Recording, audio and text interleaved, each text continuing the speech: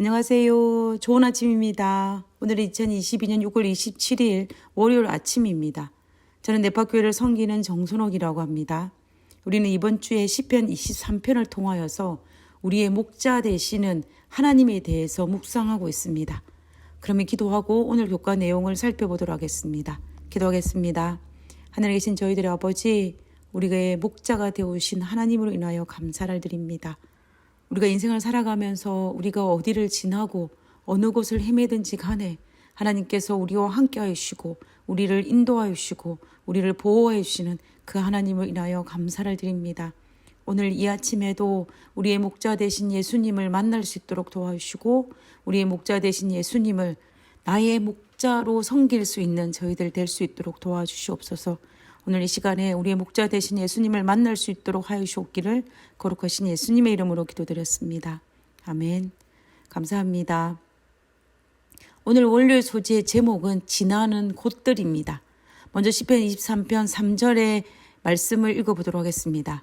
내 영혼을 소생시키시고 자기 이름을 위하여 의의 길로 인도하시는도다. 저는 시편 23편이 다 좋지만 특별히 이 구절이 너무나 좋습니다. 우리는 이 시편 23편 3절을 통하여서 크게 두 가지를 우리가 나누어서 묵상할 수 있다고 생각합니다. 첫 번째는 우리의 목자 되시는 우리의 하나님이 우리의 영혼을 소생시키신다라는 것입니다. 그리고 두 번째는 그분은 우리를 의의 길로 인도하신다라는 것입니다. 먼저 우리의 영혼을 소생시키는 부분에 대해서 한번 묵상해 보고자 합니다. 영혼을 소생시킨다는 말의 반대말은 무엇일까요? 그것은 삶에 대한 무력감이고 의욕 상실이고 자신감의 결여로 인한 우울증일 것입니다. 희망이 없는 우울한 상태를 말할 것입니다. 어느 날 아침에 눈을 떴을 때에 세상에 나를 이해해 줄 수 있는 사람이 단 한 명도 없다고 느낄 때의 그 외로움, 새로운 아침이 다가오는 것이 너무나 싫어서 피하고 싶은 감정이 드는 그것이 바로 이 무력감입니다. 무기력증에 대해서 이렇게 정의를 합니다. 무기력증은 사람에게 나타나는 무기력함, 회의감, 피로감, 의욕 저하 등의 일련의 증세를 말한다. 우리가 살아가면서 이런 복잡한 감정들을 우리가 여러 번 경험하지 않았습니까? 저는 개인적으로 제일 힘든 것이 바로 이 무기력증이라는 감정이라고 생각합니다. 여러분은 혹시 이런 감정에 사로잡힐 때에 어떻게 그것을 극복하십니까? 그냥 바쁜 하루를 열심히 살아가면서 내 감정을 묵상하고 살아가고 있지는 않으십니까? 그러나 그 감정들을 해결하지 못하고 계속 쌓아간다면, 반복된다면 어느 날 우리는 우리의 감정이 폭발하여서 무기력증에 걸리게 될 것입니다. 그래서 우리는 우리의 이런 감정들을 잘 해결하고 우리의 영혼을 소생시키는 것이 필요합니다. 그런데 우리의 목자 되신 하나님은 우리의 영혼을 소생시키시는 분이라고 소개하고 있습니다. 하나님께서 어떻게 우리의 영혼을 소생시킬까요? 거기에 대한 해답을 제시하는 것이 바로 시편 23편입니다. 시편 23편은 우리의 영혼을 어떻게 소생시키는지를 알려주는 시편입니다.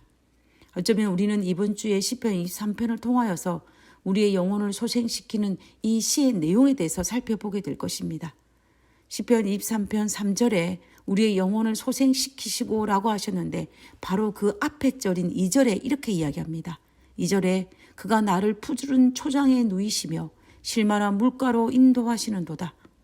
무기력증에 탈출하는 가장 좋은 방법은 두 가지입니다.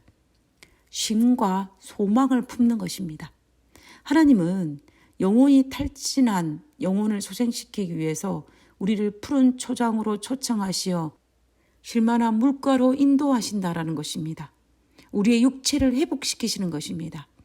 엘리야가 갈멜산에서 이방 선자와 싸운 이후에 탈진하여 이세벨의 작은 속삭임에 의해서 두려움에 사로잡혀서 도망친 엘리야를 기억하지 않습니까?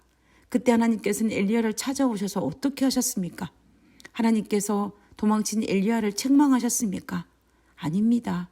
하나님께서는 엘리야를 찾아오셔서 그에게 숯불에 구운 떡과 물 한 병을 주셨습니다. 그리고 하나님은 호렙산으로 엘리야를 인도하셨고 그곳에서 사명을 주심으로 탈진한 엘리야를 회복시키셨습니다. 분명 엘리야는 죽기를 고할 정도로 탈진하여 무기력증에 빠져 있었지만 하나님은 그를 호렙산으로 인도하심을 통하여서 쉼을 주시고 소망을 주심으로 그의 영혼을 소생시키셨습니다. 그러면 우리는 어떻게 우리의 영혼을 소생시킬 수 있을까요? 그것은 바로 하나님의 그 초청 안에, 날개 안에 가서 쉬는 것이고, 그리고 하나님께서 주시는 소망을 통하여서 우리는 우리의 영혼을 회복할 수 있는 것입니다. 시편 23편은 우리에게 우리의 영혼을 소생시키는 방법에 대해서 설명하고 있는 것입니다. 그리고 이제 우리는 시편 23편 3절의 후반부에 대해서 한번 살펴보도록 하겠습니다. 두 번째, 자기 이름을 위하여 의의 길로 인도하시는도다. 하나님께서 우리를 최종적으로 인도하기를 원하시는 곳은 도대체 어디일까요? 그것은 당연히 하늘 분야입니다. 그렇다면 하나님께서는 자기 이름을 위하여 우리를 어디로? 하늘 본향으로 인도하고 계신다라는 것입니다. 그런데 문제는 우리는 하늘 본향으로 가는 길이 우리의 눈에 잘 보이지 않는다는 것입니다. 어떤 경우에는 보이는 것 같기도 하고 어떤 경우에는 전혀 보이지 않을 때도 있습니다. 하늘 백성으로 잘 살고 있는 것 같기도 하면서 어떤 경우에는 내가 하늘 백성으로선 전혀 합당치 않는 그런 나의 모습 앞에 절망하기도 합니다. 우리가 어디 목적지를 두고 여행할 때에 그 길이 초행길이면 우리의 마음속에 어떤 마음이 듭니까? 항상 두려움이 있습니다. 내가 잘 찾아가고 있는지, 아니면 내가 지금 가고 있는 이 길이 바른 길인지, 혹시나 잘못된 길이 아닌지라는 그러한 생각으로 긴장하고 두려움이 있습니다. 그런데 혹시 그곳을 너무나 잘 알고 있는 누군가와 동행을 한다면, 아니면 내비게이션이나 인터넷이 되는 핸드폰을 가지고 그 지도를 보고 찾아간다면 우리는 우리 마음속에 생기는 이 두려움이라는 감정을 훨씬 더 경감할 수 있습니다. 왜냐하면 경험 많은 동행자를 믿기 때문에, 내비게이션을 믿기 때문일 것입니다. 마찬가지로 하늘 본향을 향해 가는 길에서 목자가 인도하는 길은 의의 길이고 바른 길입니다. 왜냐하면 목자는 하늘 본향을 가는 길을 너무나 잘 알고 있습니다. 경험이 아주 많습니다. 하늘 본향에 가는 길에 혹시 장애물이 나타나고 앞에 있는 길이 보이지 않는 상황이 발생한다 할지라도 목자는 그 길조차도 하늘 본향으로 향해 가고 있는 도중이라는 것을 아는 것입니다. 왜냐하면 여기를 벗어나기만 하면 하늘 본향으로 가는 길이 눈에 보일 것이고 또 울퉁불퉁한 길이 나지만 이 길 또한 하늘 본향으로 가는 길임을 확신하기 때문입니다. 그래서 우리는 하늘 본향으로 가는 길이 너무나 잘 알고 있는 목자를 따라 가야만이 목적지에 잘 도착할 수가 있습니다. 경험이 많은 목자에게 초행길인 우리가 이런저런 의견을 내는 것이 무슨 의미가 있겠습니까? 고집을 피우는 것이 무슨 의미가 있겠습니까? 내 주장을 펼치는 것이 무슨 의미가 있겠습니까? 아주 어리석은 일입니다. 경험 많은 목자를 따라가는 것이 초행길인 우리에게 가장 지혜로운 방법입니다. 우리에게 필요한 것은 경험 많은 목자를 믿고 따르는 것이 오직 우리의 길입니다. 우리는 목자가 인도하는 길이 바른 길이란 사실을 믿어야 합니다. 교과책에서는 목자가 인도하는 길이 바른 길이라고 이렇게 주장합니다. 목자는 첫째, 바른 목적지, 즉 목자의 집으로 인도하기 때문이다. 목자는 자기 집으로 인도하기 때문에 그 길을 너무나 잘 알고 있다는 것입니다. 그 다음에 두 번째는 우리로 하여금 의로우신 목자와 조화를 이루게 하기 때문이다. 세 번째는 우리가 목자와 같은 의로운 사람이 되도록 훈육하기 때문이다. 네 번째는 바른 증언을 통해서 우리로 하여금 의로운 사람이 되도록 하여 여호와께 영광을 돌리게 하기 때문이다 라고 적어 놓았습니다. 결국 이 모든 첫째, 둘째, 셋째, 넷째가 의미하는 것은 무엇이냐면 목자는 우리를 하늘 본향으로 인도하기 위해서 애쓰는 분이기 때문에, 경험 많은 분이기 때문에, 우리를 바른 길로 인도하는 분이기 때문에, 그리고 우리를 통하여서 하나님께 영광을 돌리는 올바른 길로 인도하는 분이기 때문에 우리가 가는 길이, 목자가 인도하는 길이 때로는 내 눈에 보이기는 평탄하게 보이고 어떤 경우는 험난하게 보이고 어떤 때는 바른 길로 보이고 또 바르지 않는 길로 보인다 할지라도 실상은 의로운 길이요 평탄의 길이라는 것을 우리가 알아야 한다는 것입니다. 하나님께서 아브라함을 갈대아 우르에서 가나안 땅으로 인도하시는 과정을 한번 묵상해 보시기 바랍니다. 하나님께서는 분명히 아브라함에게 목적지인 가나안 땅을 약속하셨고, 그리고 그 가나안 땅으로 인도하는 과정을 살펴보며 굽이굽이 돌아서 갔지만 하나님께서 분명히 그를 가나안 땅에 도착하게 하셨고, 그리고 그를 온 백성의 열방의 아비로 그를 삼으신 것을 볼 수가 있습니다. 물론 그 과정에는 자녀가 없어서 양자를 드리고 첩을 통하여서 아이를 낳고 이런 여러 가지 복잡한 일이 있었지만, 그러나 하나님께서 인도하시는 길을 따라갈 때에 마침내 이삭을 통하여서 하나님께 약속하신 그 모든 것을 이루는 것을 알 수가 있습니다. 그리고 그 과정 속에서 하나님은 아브라함을 버려두신 것이 아니라 그를 보호하셨고 그를 돌보아 주셨습니다. 이스라엘 백성들이 출애굽하여 가나안 땅에 가는 과정도 마찬가지입니다. 젖과 꿀이 흐르는 가나안 땅에 도착하는 그 과정에서 불기둥과 구름기둥, 만나와 생수를 통하여서 돌보시는 하나님을 볼 수가 있습니다. 광야 40년의 삶이 이스라엘 백성에게는 분명히 힘든 삶일 수도 있습니다.